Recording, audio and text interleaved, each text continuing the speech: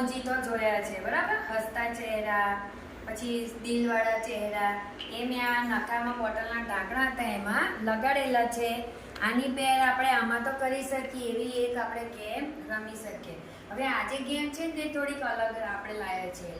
આપણે આ જે પેપરના ગ્લાસ હતા નંબરવાળા એને મેં આ ખોખાની અંદર મૂકી દીધા છે, આડાવડી છે.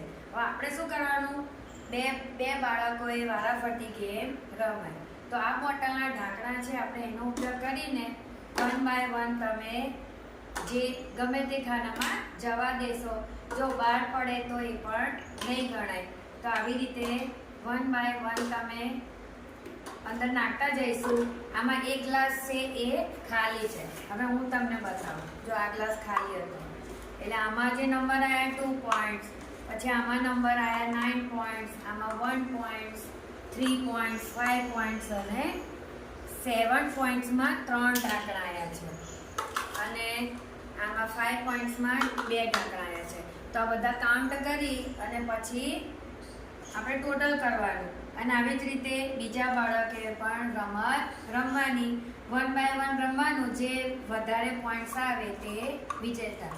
તો આવી જ રીતે તમે નાની દડીઓ હોય ને, દડી છે, લખોટી છે, એનો પણ ઉપયોગ કરીને આવી સરસ મજાની ગેમ રમી શકો. તો આશા રાખું છું કે તમે પણ આ ગેમ રમી બતાવશો.